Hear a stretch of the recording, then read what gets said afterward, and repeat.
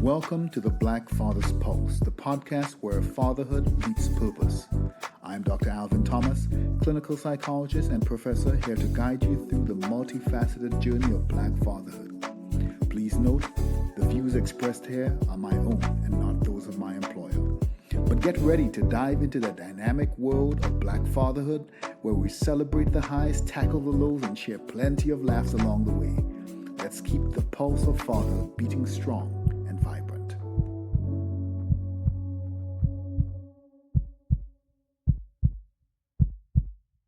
Welcome back to the Black Father's Pulse podcast. And we are here with a special guest who is actually going to help us relive some of our childhood memories. And once he starts talking about some of his previous work, all of you will have childhood memories flash back. So let's jump right into it. Today, we're talking about history, our connection to history, how we maintain history, but also the work that it takes for keeping history alive and making sure that our children and our communities are connected to history. And no better person than our guest today to help us think about the importance of history and the connection that we have to it. Ron Daise is the Emmy-nominated co-creator and star of Nickelodeon's, yes, Gullah Gullah Island. That was in 1994 to 1998. This was the first preschool show to feature a Black family in an indigenously Black community. Born on St. Helena Island, South Carolina, Ron has dedicated his life to preserving Gullah Geechee culture, the most intact West African culture in the United States. A former journalist, cultural educator, and author, Ron continues his preservation work through performances, writing, and his upcoming Geechee literature series. His pioneering work is more urgent than ever as Black history faces erasure in schools and nationwide. Ron, thank you so much for joining us on the podcast and welcome. Thank you. It is a pleasure to be with you. So, Ron, tell us first a little bit about what the reason was for Gullah Island. What does it feel like to know that Gullah Gullah Island touched millions of children? It is a very rewarding feeling to know the impact that Gullah Gullah Island, a preschooler show from the 1990s, continues to have on people worldwide. Although it was filmed by Nick Jr. in South Carolina for the Gullah Gullah Island community scenes, but at Universal Studios in Orlando, Florida. It was broadcast internationally, and even today, my wife and I get responses from people around the world telling us about the impact that the show had on them because it was the first time that they saw people who looked like themselves, who spoke like themselves, and we were a real family on the show, my wife, Natalie, and our two children. Simeon was our TV son, and Mhm. our daughter, Sarah, was our TV daughter, Shayna's best friend. So we were this real family talking about a real culture or promoting a real culture to the world. Thank you so much for that. So when I first heard Gullah Gullah or Gullah Geechee culture, it was at Morehouse. I Uh-huh. think this was probably in either my sociology course or my religion course, one of them.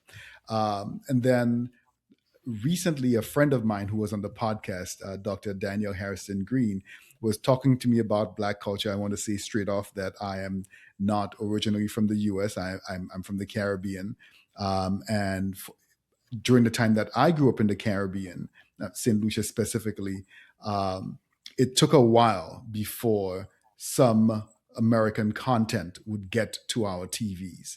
Sometimes a few years before the content would get to us.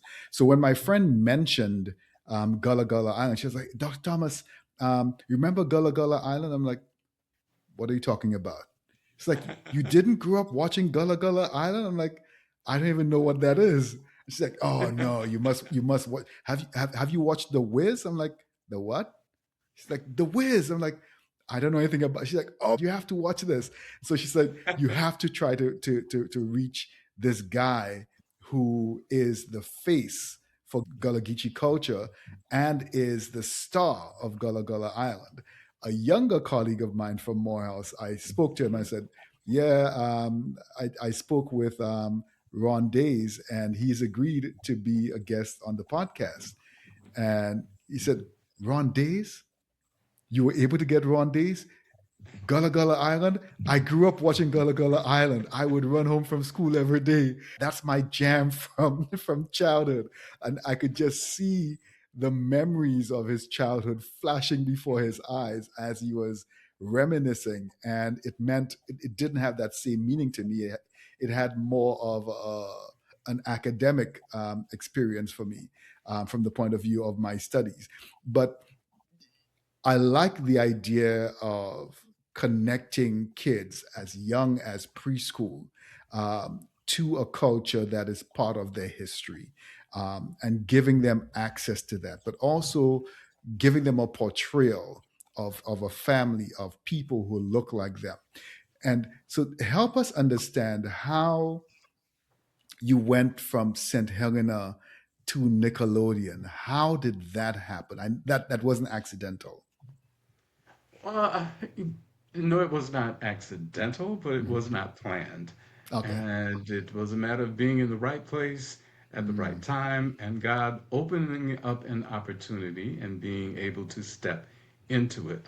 mhm, As you mentioned, I'm a former newspaper reporter after mhm, graduating from Hampton Institute, now Hampton University in Virginia, and returning home to Beaufort County, South Carolina. I began working as a newspaper reporter. I did feature stories about many elder St. Helenians, sharing information about our culture and heritage, which at that time we spoke of as Sea Island mm, heritage. mhm, The words Gullah mhm, and Geechee, those were words used in circles of researchers, mm, academicians. mhm, It was a way of speech. But I was a proud Sea Islander. And after I left my job at the Beaufort Gazette, I mhm, continued gathering stories. And this collection of oral histories and old songs and historic pictures of St. Helenians from the late 1800s and early 1900s were included in my very first book, Reminiscences of Sea Island Heritage. And after that book was published, my wife and I performed, as a way of bringing the book to life, we right. developed a production. We traveled the country sharing these stories or doing dramatizations of these oral histories and singing the songs, just the two of us, a cappella, Mhm, spirituals and work songs. And soon after that, that was about the time when novelist Gloria Naylor, the mhm, writer of Mama Day, that book was published, and Gloria Naylor bought a home on St. Helena Island, mhm, and we became friends.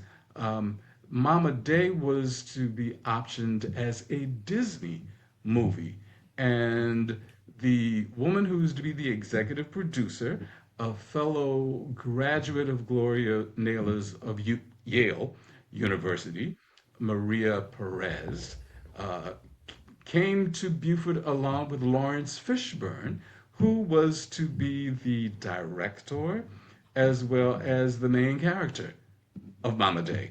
And they were scouting for sites for filming this Disney, what would be a Disney movie. And right. on the last day of that visit, of their scout site scouting visit, my wife and I were invited to a dinner, and that's when the conversation began because Maria Perez said that she and her business partner in New York have been working on a children's program to pitch to Nick Jr. who was looking for multicultural programming. She was from Puerto Rico. I believe the plans for her show were for a Puerto Rican background. Um, Mm, and that is why on the show Gullah Gullah Island, there were a number of people of Hispanic and Latin heritage mm, on the show who came to Gullah Gullah Island. During that dinner conversation, Gloria Naylor and some others who gathered uh, expressed to Maria Perez that perhaps the show could center about this Gullah culture, which she right, was being introduced to for the first time. Perhaps it could be about some magical Gullah island. Would we be interested? right. We said yes. We had no Wow, ideas, no plans for a TV program, though wow. with our performance that we had created, which we call Sea Island Montage, Right. there were numerous people who would say to us, this would be a good off Broadway production, or this could be a good TV idea. We just continued living our lives and doing what we do, and that is how it came to being. We thought, sure, nothing was going to happen to it, but true to her word, when she returned to New York, she spoke with her business partner, Kathy Minton, and they began conversing with us. They came down to Beaufort County and they followed us around, and the show more or less became about us, I realized, because Hmm. on the show, Mr. Ron is a newspaper reporter. Right, And Miss Natalie, who is an artist, does crafts. right. We actually sang to our children, and that's what we do on the show. And we introduced the producers as well as the world community to real life Gullah Geechee people. Um, as I said, the words Gullah and Geechee Hmm. weren't Hmm. used to define a Right. people at that time. Uh, the creative team, the producers, liked the word Gullah, and because it was a show for preschoolers with alliteration, Yeah, Gullah Gullah Island yeah, became the name of the show. yeah. So, Thank in you a so much for that. nutshell, No, and the this is really movie good. Mama Day never came into being, but Gullah Gullah Island was birthed. That is beautiful. I love the serendipity that's happening throughout. For those who are listening and watching and are thinking back to different scenes and episodes of Gullah Gullah, and might have been wondering why certain characters were being brought in or were visiting, Mhm. to now hear some of the backstory for why this was happening, why some of these decisions were being made, must change and adjust the experience so much for them. That is really great. Thank you so Yes, much about that. there are many, let me say, Gullah enthusiasts Mm, who, when the show came out, were saying, they were commenting that this was not a show about the real Gullah culture right. and history. It was a show for preschoolers. And although my wife and I have never, since the show began, asserted that we were the producers or the creators of the show, Mhm. that is what would sometimes end up in the media. Mm. But we were the stars and the cultural consultants for the show, and it, in fact, was framed after our real experiences and identities.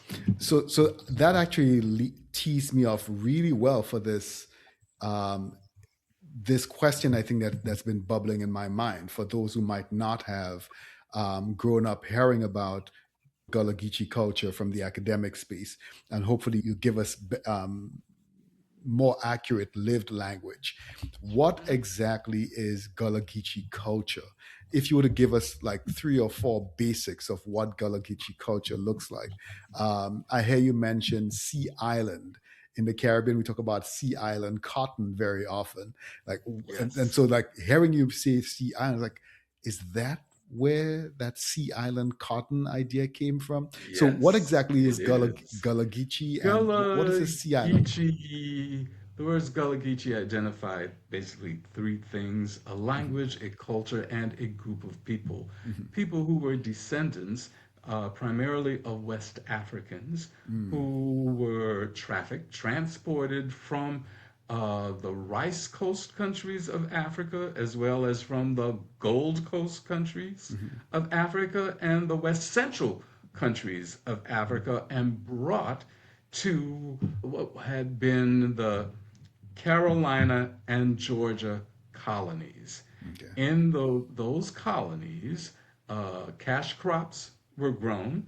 There was cotton, and Sea Island cotton brought in the most cash. Hmm. There was indigo, from which we get the bluish purplish dye. Hmm. And in communities where I now live, Georgetown, South Carolina, rice was the king cash crop. And many people don't know when they think about enslavement or the period of enslavement, they generally only think about cotton or tobacco. Hmm. They don't know about rice, Hmm. but the kind of rice that was grown in the communities of Georgetown, South Carolina, Charleston, South Carolina, and parts of Georgia, the cash crop was rice.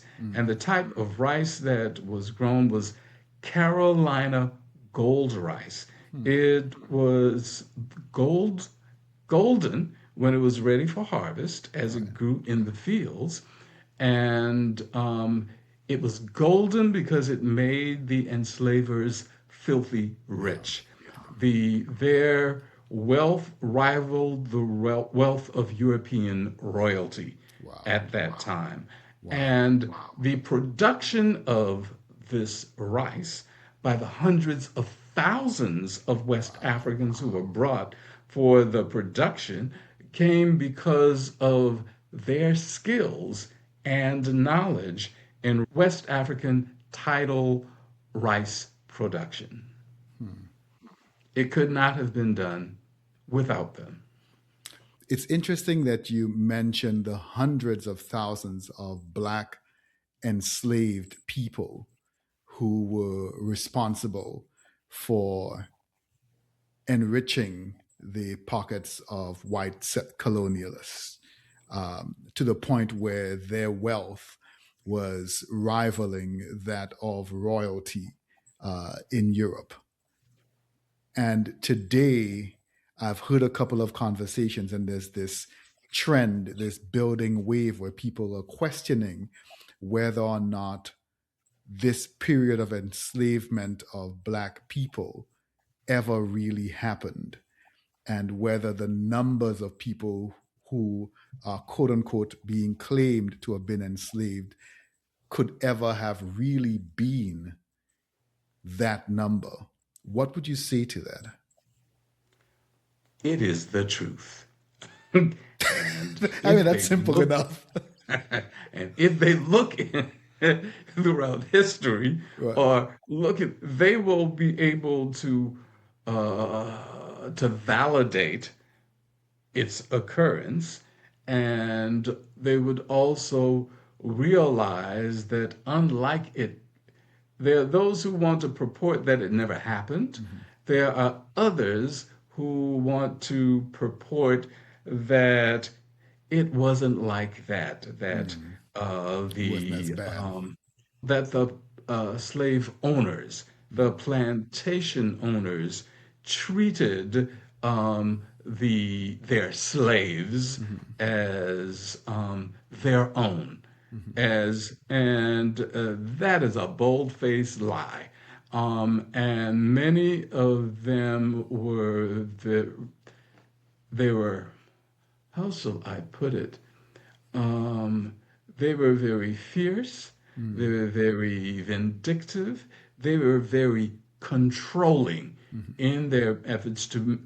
That's what chattel slavery, which Yes. was in America, chattel slavery was the first type of slavery in which people were treated as property. Mm. They were not considered humans.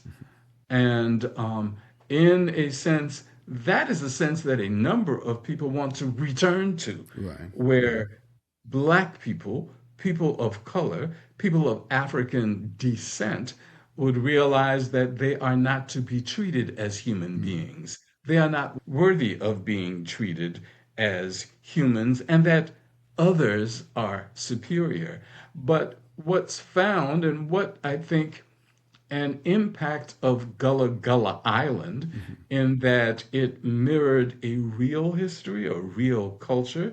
It showcased that the foodways, the language, the art, the spirituality, the music Mm. of Gullah Geechee people helped to shape all of American culture and the fabric of American culture.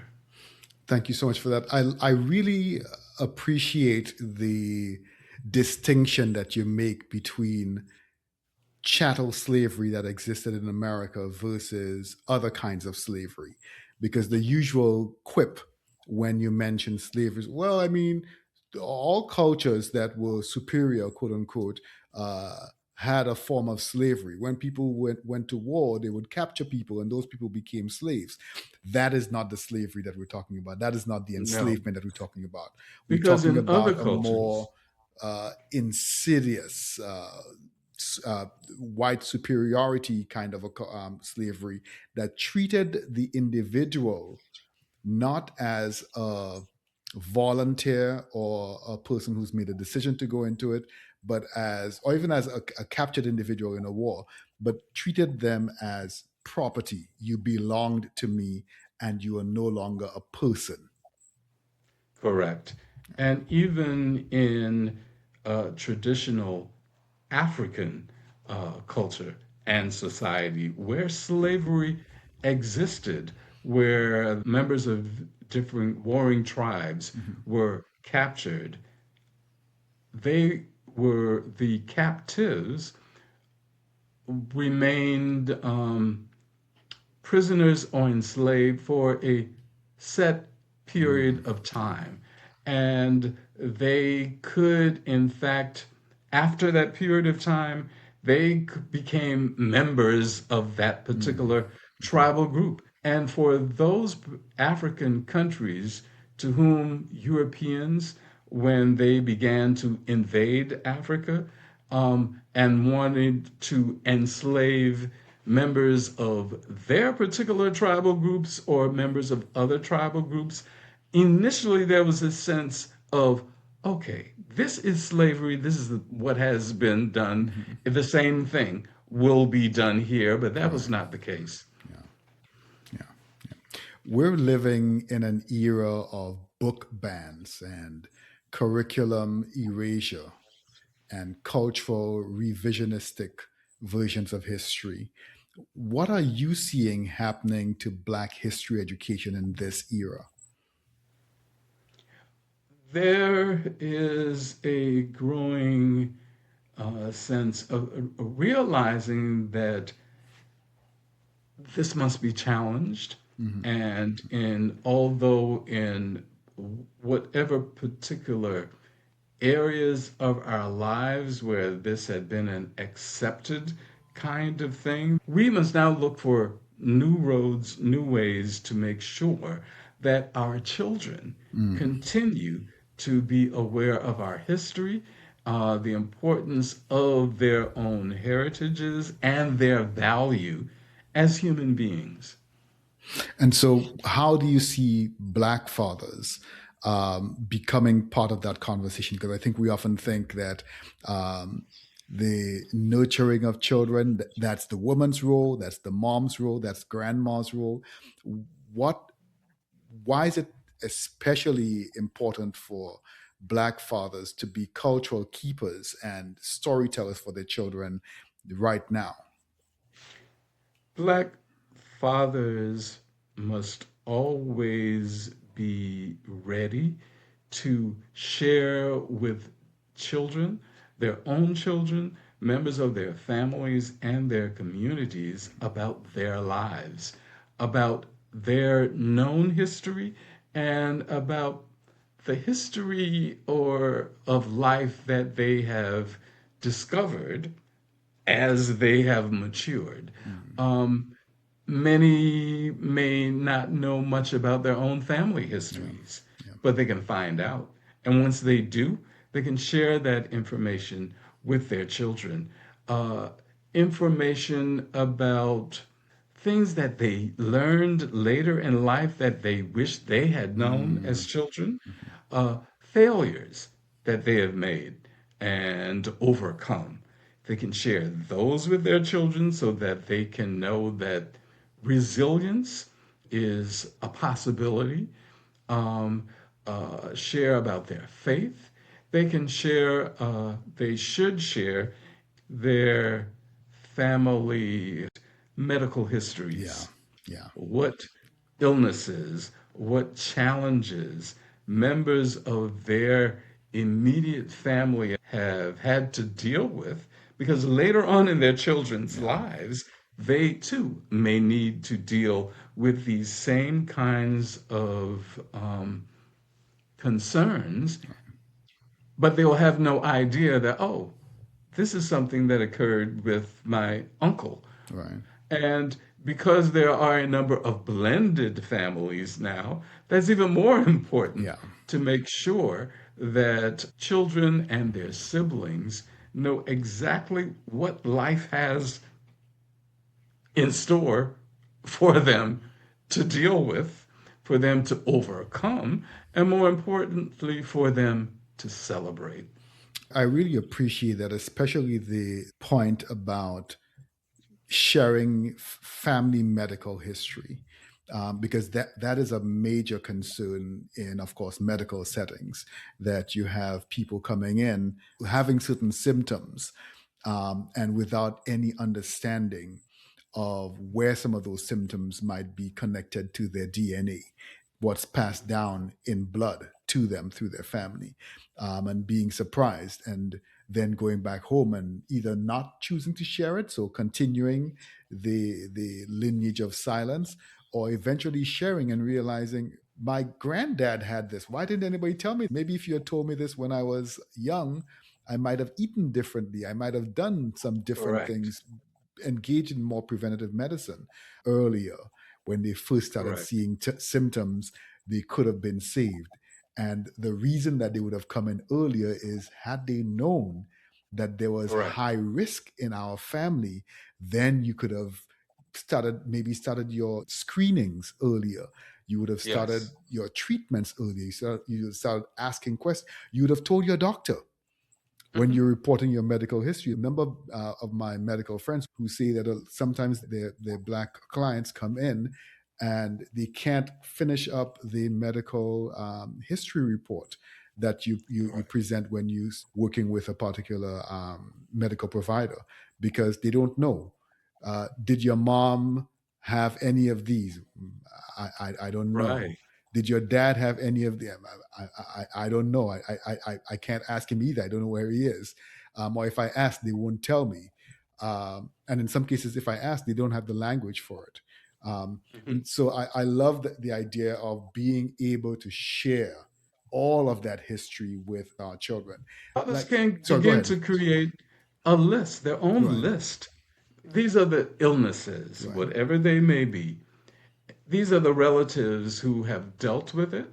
If they are aware the age Hmm. that that particular relative or they themselves were diagnosed with it, and also what medications were they placed on.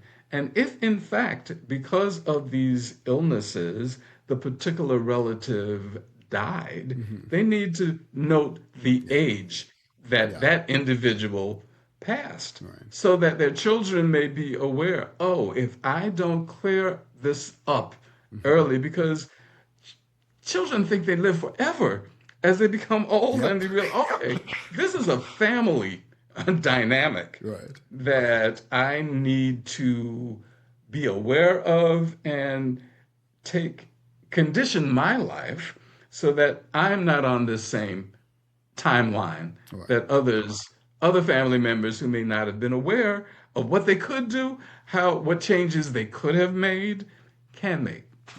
So I appreciate that on Gullah Gullah Island, um, you were talking about how this pretty much ended up being a story of your family. You had close kin involved. It somehow connected to your own life, to your wife's life, where it so beyond being a story about a black family, it was a story of a black family It of you was. in one way or another. And so I'm thinking this show taught about culture through joy, which is something that's very lacking today. Uh, Music, food, stories. I'm not expecting fathers to go out there and recreate Gullah Gullah Island, but every father has a small um, studio in their hand, whether it's through TikTok or through CapCut or some other recording device. They have a little studio in their hand. Are there ways that fathers can replicate the Gullah Gullah experience for their children at home? Sure, the first year. And as I said, the producers, the creative team, followed my wife and I around for about a week. One of the things that they saw on Sunday mornings, Mm-hmm. I would bake biscuits. And Mm. my mother would bake biscuits before got, as we were getting ready to go to church. So I would bake biscuits. And that's why on the first season, Big Fat Biscuits Mm-hmm. is one of the songs, and that's what it's based on. Big Um, fat biscuit. Many of the songs from particularly the first and second year Right. were based on the spirituals that my wife and I sang or we brought to the attention of the producers, and they jazzed those tunes Right. up, but they're based on the songs of my community. Um, I shared with the producers and the creative team members of the St. Helena Island community, real life Mm. Sea Islanders known today as Gullah Geechee people, shrimpers, fishermen, uh, gardeners, and they would hear the speech of these people, which was different Mm-hmm. from the speech of other Black Americans because of our West African Mm. heritage. I'm sure that there are listeners who are aware of the family pet, Binya Binya Pollywog. Binya Binya was a large yellow pollywog, and that character was based on the producer's heritage of it was a tree frog called a Mm. coquille, I Mm-hmm. believe. And they asked for different Gullah words and expressions. One of them that I presented was Binya. I'm a Mm-hmm. Binya. Anyone who's a native of a Gullah Geechee community who has lived here, been here, or Binya is known as a Mm. Binya. If you come into a Gullah Geechee community relocating from elsewhere in the universe, you'll never be called a Binya. You're called a Mm. Kumya. So Binya, Binya, Pollywog. And Ah. again, because the word is doubled when speaking Gullah Right. Geechee, it means very much so. You can be hungry. But if you're really hungry, you're hungry, Hungry, hungry. hungry. If Ah. or you could be hungry, hungry, hungry. That means you're about to die from hunger. So Right. Binya Binya Pollywog then supposedly lived in this Gullah community, this fictional Gullah Gullah Island, for Right. a very long time. I shared with them because I think about the third season, there was a puppet called it was a pelican. They Mm-hmm. asked for names. I gave the name, one of the names I suggested was Chansom. In Gullah Geechee culture and heritage, as you may be aware of your Caribbean Mm-hmm. heritage, people were given basket names. These Mm-hmm. are names given to them at the time of birth Right. because of some physical features, some occurrence Right. that may have happened at the time of birth. Now, when my father was born, he was the oldest survivor. Other children had died at childbirth or soon thereafter. The midwife who delivered him said, thought he was strong enough and said, "Well, we gonna chance him." So his name Mm. was Chansom. We'll take a chance Right, on his right. surviving. Wow. So Chansom was the name that was selected for Chansom Pelican. Wow. Sharing those kinds of things with your children, the different names from childhood, the different actions of family members, those are very important things that fathers can pass on to their children. They may not understand it. They Right. may think it's just a bunch, stuff they don't need to, but there will come a time in their lives like they'll think, oh, this helps them to grab onto their past so that they can move forward to their future. It'll be a Sankofa moment Mm. for them. The first time I heard of marzipan, I was probably maybe about 10 years old. I had never seen it. I would not Hmm. see marzipan for the first time until I was probably about 12 or 13 years old. But I have always, and I continue to associate marzipan with my grandmother because of the Hmm. stories that I would hear that at Christmas and for weddings, she was the go to baker. She would make what we call black cake in the Caribbean, a rich Right. fruit cake with rum and raisins and dried fruit in there. And she would cover it with marzipan and decorate it brilliantly, beautifully, full of color, and that cake could sit for more than a year without deteriorating. And so every Right. so often I watch a baking show and I hear marzipan and I think, oh, That's right. mom made she made her own marzipan. Mom could compete on the Great British Bake Off and she probably would win. She's no longer with us, but I the Right. memory of her is always refreshed by stories about baking, and I bake because I feel like there's that connection to her as well. Can you Mhm. give fathers maybe three ways that they could this week um, connect historically with their children, connect family history, whatever, create that history with their children? Well, And I know you talked about no, no, no. the What? big fat biscuits. So the big I love the idea of big fat. I don't know why. I love the idea of big fat biscuits. So a father could go buy big fat biscuits with his kid and walk and eat and talk about biscuits. Or a father could Right. make or could buy whatever, something around big fat biscuits, or they could find something different.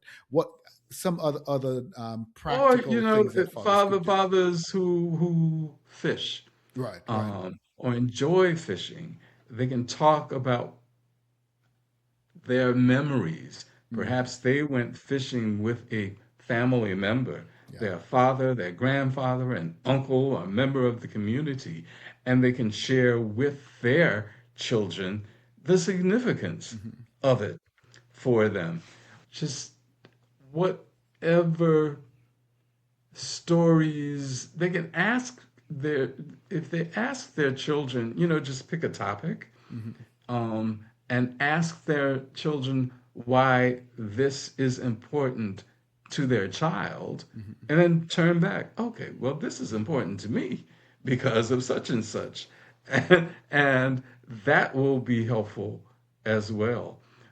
If there are old songs Hmm. from their childhood, childhood games Hmm. that they would play, they should share that with them. If there are words that they remember, that you know that they were not, for some reason, they were not allowed to Right, say in their home or in their right. community. If their child is of a certain age, they can share that with them. Sometimes it can be a laughing matter because today that word can mean something entirely different Yep. and altogether positive. Yep. A friend of mine was recently sharing that he has about um, more than 2,000 Pokemon cards. And then there were some other cards that he collected because his grandmother told him that he should collect these cards, and he collected them with her. And he says, I Mhm. haven't touched these cards. They're still in pristine order and put away in their little box or whatever. And he hasn't touched them for years. And he has a son who is now 7, 8 years old. And guess what his son is interested in? The Pokemon. Pokemon. And so he Right. shares these memories that were passed down through his memories with his grandmother. Now he's sharing this with his son. I've heard of fathers say, I loved um, not Care Bears. What's the one with Lionel? I loved He Man, or I loved any Okay. one of those cartoons, and I can't wait to once my son is old enough. I can't wait to sit and watch it with him all over again, and watch his eyes light up when He Man raises his sword and says, "By the power of Grayskull," and he turns into He Man, Right. and Right. the leopard changes. I can't wait to see his eyes light up. I can't wait to see him running around doing the power of grace call thing as well, like I did when I was Hmm. a kid. That creates connection. That creates uh, intimacy between yourself and your Correct. child. And that creates avenue for more conversations. That creates space for getting to know each other. And as children develop from birth to toddler to teen, Hmm. their features change, and their features mirror different features of members of both Yes. family Yes. members, immediate and otherwise. And when that happens, fathers should be prepared to tell their children, Yeah. oh, you are acting Hmm. like your uncle or your aunt so and so. Are Hmm. you smiling just like so and Hmm. so? Or when you get angry, just Yeah. that's like, and that gives them a connection Yes. with their family Yeah. members. And many black families are so far away from each other, and coming together for reunions, Mm. family reunions sometimes is not a possibility. Yeah. But in those ways, you can share your personal heritage Yeah. with your family. It feels like we tell stories intentionally at funerals Yeah. when we meet up to Hmm. socialize and support each other. Um, but those stories don't seem to exist at other spaces. I Right. love the idea of being able to deliberately create some of this space. And I know that you're continuing to teach about Gullah Geechee culture. You have some current work, specifically the Geechee literature series, some Right. performances. Tell us how you're continuing to do this teaching through these avenues. There's a term used about edutainment. You Mm-hmm. educate through some type of entertainment Right. and sharing stories as a conversation. And that's a production that I'm working on now to present for Spoleto, which is a Mm-hmm. big festival in Charleston, in June and July, I believe. And I called this Low Country Inspirations, where I will share with audience members things from my childhood that inspired me to do the writings Mm. or to create the exhibitions that I have, or to write the songs or the poetry that are part of my Geechee literature series, or in fact to tell about my inspirations for Mr. Ron's Gullahlicious Pound Cakes, because that's what I I produce saw those. on on Etsy.com. And in fact, like my first one, that was because my mother baked a particular pound cake. Right. It was always when children and grandchildren, there was always this pound cake on the Mm. table. And that's a memory of a lot of grandchildren, my nieces and nephews. And that was what I launched Mr. Ron's Gullicious Pound Cakes with. But there are other pound cakes. How And, did you come up with the even then, name? how did I come up with that name? That's what I want to know. My wife came up with that name because I would Of always course. bake. I would be the one with the pound cakes for the family gatherings, and people would be looking for them. When we were filming Gullah Gullah Island at different holidays like Christmas time, I would bake a pound cake, send it to the producers. Mm. And my wife had, well, you should bake these and make them, and sell them. And we could call it, you know, Gullalicious. That's the time.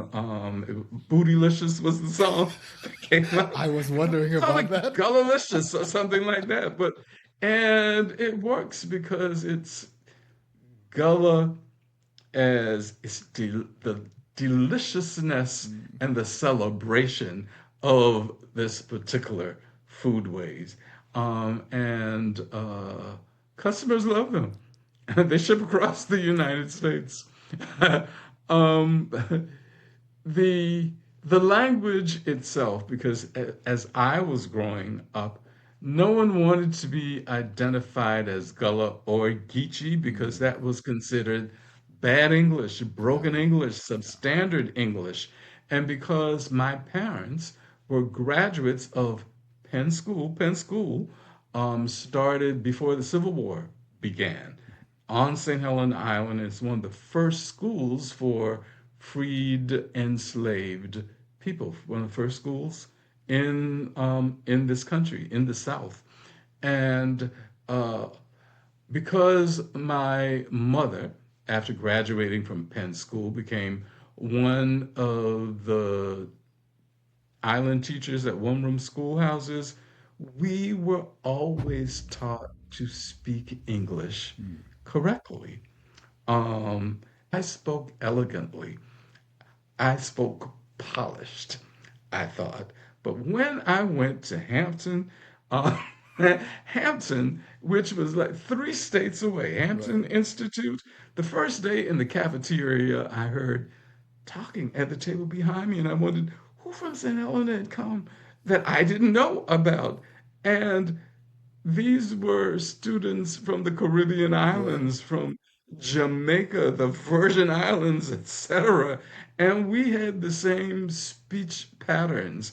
And also, we carried ourselves Mm. differently because we were island people. Mm. And people could, wherever I went, people would hear a difference in my Yeah. speech. But I was always a proud Sea Islander. I would not say that I was Gullah or Geechee because I didn't think I spoke Gullah Right. or Geechee. And then, as of 2006, with the establishment of the Gullah Geechee Cultural Heritage Corridor, we realized that Gullah Geechee culture spans not only the Sea Island communities of Georgia and South Carolina, but also some of the coastal mainland communities stretching all the way from Wilmington, North Carolina, down throughout South Carolina and Georgia to St. Augustine, Florida. And the rice heritage of our ancestors, our speechway, our foodways, our beliefs, our customs, etc., our music, Mm. all continue to this day. Thank you so much, Ron, for that. So the remaining questions are lightning questions. So they Okay. require either a quick one word response or one sentence response, max 30 seconds. So don't no, no, I know this is always the challenge for all of my guests when we get to this point. They're like, oh, I want to explain this. So try to pull yourself in. Um, one book that every father should read to his children. One book that every father should read to the Okra Stew by my wife, Natalie Daise. Your wife will be proud. Good, good rescue on yourself there. Uh, one place that every Black family should visit to connect with heritage. The International African American Museum in Charleston, South Carolina. Mm, mm. If Gullah Gullah Island came back today, what would it be about? Yes, yes. This one is making you think. Because I need to be quick. It will be about Gullah, the portal. Hmm. Hmm. Okay. I I want will. to. I'll finish that if you allow me Yes. to Go ahead. Go explain. ahead. Ask Because questions to explain. But it will be now I'm about intrigued. Gullah, the Right. portal. Mm-hmm. Go on. Oh, well, one, uh, my daughter Sarah McKeever, historian, author. One of her writings is "The South is a portal." Mm. You understand American history through understanding the South in a nutshell. And my son Simeon is developing a show called Gullah the Portal, which is a jump off for adults who watched Gullah Gullah Island as a child with an understanding of the rich heritage of Gullah Geechee culture from an adult's point of view. And hopefully that will be in development soon. Gullah the Portal. We'll be looking out for that. And final question: after 40 years of cultural preservation, what do you want to say to Black fathers right now about their responsibility to their children in this moment where our history is under attack? Fathers, your presence is important. Your physical presence, your emotional presence, and your support. Because even at times when you may find that your children are rebelling and Mm, don't want anything to do with you, there will come a time that they return. yeah. And they can know that they need to know that you are always loving and that you are proud of who they are becoming, and who they have become. Thank you so much. Thank you so much again for this really, really excellent conversation, Ron. This was Ron Daise. Thank you so much for being with us. So, this episode is truly a bridge between past and future, between a beloved children's show and the urgent work of fatherhood today. Ron Daise spent his life making sure that Gullah children knew who they were, that Black children felt connected to their history. And now, in this moment where Black history is under attack, every Black father must do the same. Thank you very much for joining us. You've been listening to the Black Father's Pulse. I'm your host, Dr. Alvin Thomas. I'm a clinical psychologist, researcher, and director of the TriLab at the University of Wisconsin-Madison. Views shared on this podcast are mine or that of my guest and are not associated with the university. Original music for our series was composed and performed by Micaiah De Silva, artwork by Isabella Acra. The podcast is produced by me and is supported by the kind contributions of you, the public, and advertisers. Follow me on Twitter at Dr_AT758, that's Dr_AT758, or the Black Fathers Pulse podcast on Instagram and YouTube. Subscribe to the Black Fathers Pulse podcast wherever you do your podcast listening, and don't forget to share and leave us a positive review.